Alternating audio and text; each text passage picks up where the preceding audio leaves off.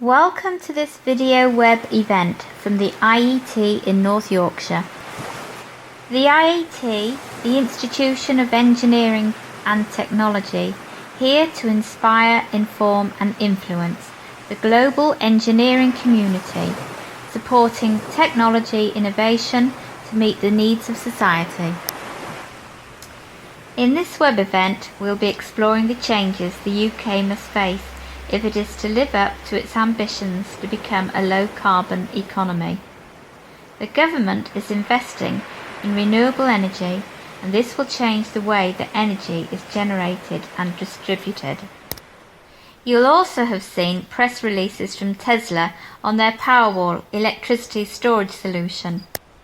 Is the energy industry, and not just the electricity industry, about to experience a paradigm shift? If it is, who will pay for the changes that will be needed to utilise our new sources of energy efficiently? We're going to hear from industry experts who will tell us their opinions and help us go behind some of the technology innovations that are forcing change. First, there's Dr. Neil Wade, a senior researcher at Newcastle University. We've set Neil some interesting questions, and we're sure you'll want to hear his views. Then Dr. Andrew Crossland, who has extensive knowledge of off-grid technology and lifestyles in Africa and in the UK. Andrew will help us dive deeply into the technology and provide an insight into those pesky human issues that always arise when a major shift occurs. We've also a video from Tesla that provides their take on the future market for electricity storage and why they are investing in it.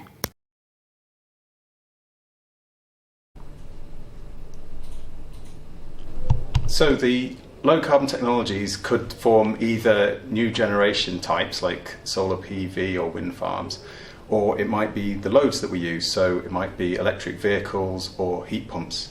And what this means is that our electricity networks have to provide power and energy at different times of day to what they're being used to, and the maximum power flows on the network will also change.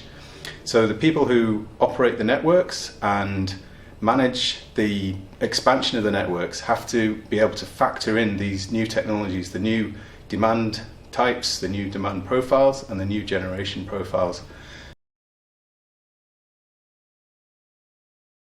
So integrating all this low carbon energy presents some really interesting challenges. So we have the challenge of where it's going to come from, which is probably well understood. Is it going to come from the sun? Is it going to come from wind? Is it going to come from a wave? And the answer is probably a mix of all those things. But we've also got the problem of how we manage that energy and how we upgrade our existing infrastructure, so all the pylons and the cables that you see to be able to take that low carbon energy. The challenges from new generation types, one of the key things is that there's a question over how much these types of technologies provide us with secure capacity. So hitting the time of day and the time of year when the demand is greatest, do we have all the generation available to achieve that need at that time of the year? Conventional plant, you can, for most types of conventional plant, you can control at what time of day, when in the season that it operates. If you're relying on the prevailing environmental conditions, be it sunlight or wind, then you might have to take what you're given rather than control it. There are technologies that could help to give more control on the demand side, so that we, instead of flexing the generation side, we flex the demand side, or also storage technologies. So what I'm going to talk about tonight is about a fundamental transformation of how the world works, about how energy is delivered across the Earth. This is how it is today. It's pretty bad. So that sucks, exactly. I just want to be clear, because sometimes some people are like confused about this. This is real, okay? This is actually how most power in the world is generated with fossil fuels. And if you look at the curve, that's a famous curve, the Keeling curve, which shows the growth in CO2 concentration in the atmosphere. And every year it ratchets up. It gets higher and higher. And if we do nothing, that's where it's headed, to levels that we don't even see in the fossil record. What we're here to talk about is the solution. I actually think it's really a fairly obvious solution, but it's something that we need to do. And the solution is in two parts. Part one, the sun. we have this handy fusion reactor in the sky called the sun. Okay, you don't have to do anything because it just actually works. Very little land is needed to get rid of all fossil fuel electricity generation in the United States. That blue square there is the land area that's needed to transition the United States to a zero carbon electricity situation. Now, the obvious problem with solar power is that the sun does not shine at night. So I think most people are aware of this. So this problem needs to be solved. We need to store the energy that is generated during the day. So the UK right now gets its electricity from some small number of very large power stations. They're your big coal power stations you see, your big nuclear power stations you see. And we're moving towards a distributed power system. So that's energy coming from hundreds of thousands of different sources. So 600,000 homes in April this year had solar panels on their roof. So that's going from maybe 100 power stations to over 600,000 power stations.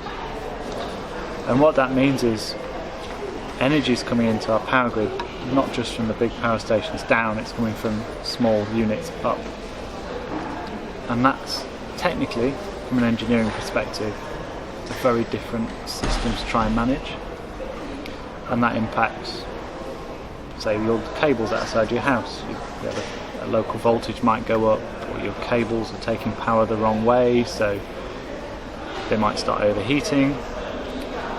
And what you have to kind of think is we've got a multi-billion pound worth of asset, cables, pylons, all over the country that are now operating in a different way. And a key part of research done in university and understanding going on in network companies, which I believe they're addressing very well, is how we make those multi-billion pound assets behave in the way we want them in the future, and do that for the least possible cost. Now, what you may not have noticed in that earlier slide where I showed the blue square was that there was one red pixel. Okay, in the blue square was a red pixel. Now it's zoomed in so you can see that red pixel. That is the size of the batteries needed to transition all of the United States to being solar with batteries. The issue with existing batteries is that they suck, okay? They're really horrible. They look like that. They're expensive, they're unreliable, they're sort of stinky, ugly, bad in every way, very expensive. You have to get some sort of, you need to combine multiple systems. There's not one integrated place you can go and buy a battery that just works, which is what people really want to buy. So we have to come up with a solution. That's the missing piece. That's the thing that's needed to have a proper transition to a sustainable energy world. So the missing piece is what we're going to do tonight.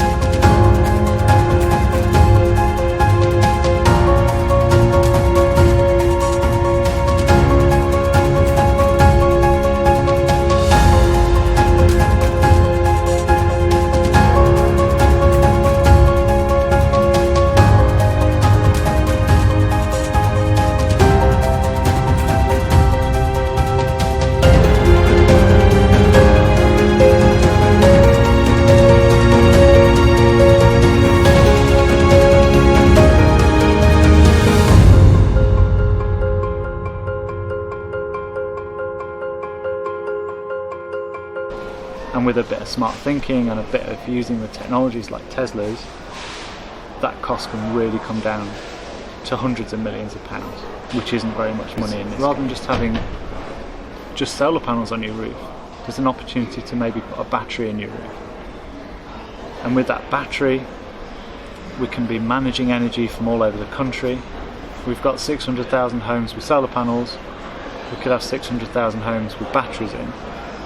And those batteries, when acting together, produce a big store of energy. And that store of energy can be used to balance more offshore wind turbines, enable us to generate more offshore wind turbines. It's a really interesting question about whether we have enough battery chemicals.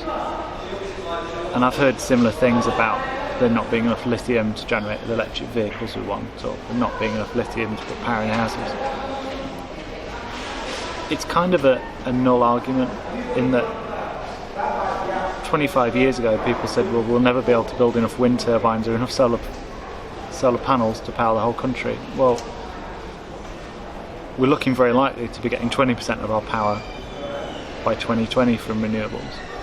And we're on target and we're aiming to get 80% by 2050. And that's because we put the right incentives and the right motivations out there for companies to go out and develop new technologies. So there might not be enough lithium, but there might be enough of another chemical and another chemistry, and there might be a mix of chemistries and a mix of chemicals we can use. The solution from Tesla, the Powerwall, gives homeowners an opportunity to use their energy from the PV that they're generating at the time that they actually need to supply their demand.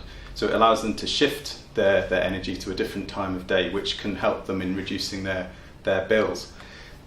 Tesla are only one company that are thinking about this kind of solution. Another approach is to, rather than building new batteries to put into this stationary storage application, is to take used batteries such as these from Nissan and repurpose them as a stationary storage solution for homes and perhaps for some small commercial applications. But what about something that scales to much larger levels? So for that, we have something else. So we have the Power Pack.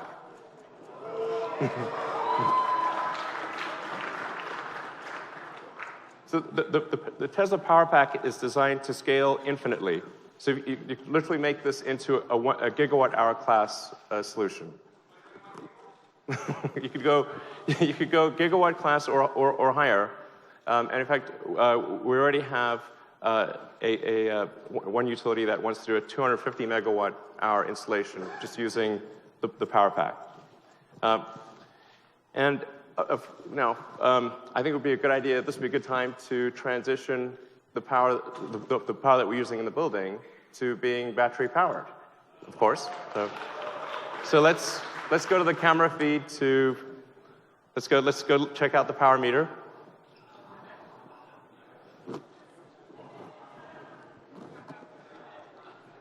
Oh wow, the grid, it's actually 0.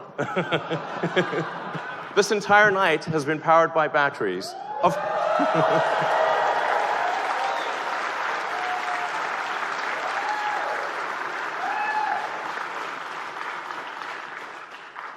Not only that, the batteries were charged by the solar panels on the roof of this building. So this entire night, everything you're experiencing is stored sunlight. With a distributed arrangement of our power system, we move away from the idea of having a large centralised plant and moving that electricity over great distances across the country and supplying the customer from these centralised sources. The decentralised sources tend to be renewable, although we could also use combined heat and power systems, and in that we are having to consider also the heat demand of the end user as well as the electricity demand. And all the systems that we're using have to have a better cooperation between themselves. We have to understand better how people are using their energy and what the generation types are available. So a lot of the talk we have is about decarbonising electricity, and I think what people might not realise is that only about a third of the energy we use in this country is from electricity. The other third is roughly a third is for heating, and the other third is roughly for transport. So not only do we need to get rid of the carbon emissions we use to make electricity, we need to reduce and remove the carbon emissions we use for heating our homes, so burning gas or oil, and the energy we use in our cars and our lorries and our trains and aeroplanes. And there's a huge challenge in how we address that. And I think over the next five years you're going to start seeing the way that we heat our homes change. So you're going to see a lot more heat pumps, you're going to see a lot of more perhaps geothermal heating, a lot of the ideas coming from Germany about central heating systems not being a central heating system in your house, something located in the middle of your town, in your estate, so you're generating heat communally. In terms of transport, you're going to see a lot more electric vehicles, electric vehicle charging, we've all seen those now. Electric trains, are they going to start expanding? They need to start expanding. How do we generate the fuel we need for our planes? There's some really interesting technologies out there that are still quite infant that are going to start appearing on our radar, and the one show at 6 or 7 o'clock at night. We're going to see new technologies come online to enable us to decarbonise our cars and our other forms of transport. What do you think they might be? No idea. I don't really think I can say what they're going to be. They might be lithium batteries. Actually, that's really nice. I might keep that one in. But I think this is the point, though, isn't it? Is that it's not lithium batteries. We're not saying it's lithium batteries. We're saying that there's enough incentive out there in the market for people to come along and generate those technologies, and those technologies, if they're successful, will sell. Well, there's already a move from a lot of sectors that use either liquid fuels or other types of primary energy source into electricity. So the electrification of transport, the electrification of heat through using heat pumps is something that we're already starting to look at. If all of that demand came onto the network at the worst possible time, so in the UK that would be a winter weekday evening, then you're going to get a huge increase in the amount of energy that you need to supply through the electricity networks. And to do that in the conventional way would require us to build a lot more electricity network. And if we're going to put batteries in houses and those batteries degrade, you're going to have to upgrade them after 5 years. And I think that one of the big challenges for the next 10 years is not just buying the cheapest batteries to put in your roof or the cheapest batteries to put in your electric car. It's about the cheapest batteries over a 50-year period, or over a 20-year, over the life of your car, or over the life of your home storage system. And that cost often gets forgotten. Well, that about wraps up our look at changes that are happening in the energy generation, distribution and storage market.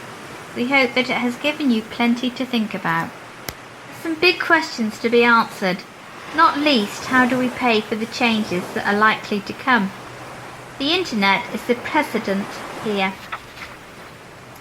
It was built on top of the global phone system, once the largest machine on the planet. There's been fantastic investment to grow the internet, and this investment is now bringing equally large economic benefit.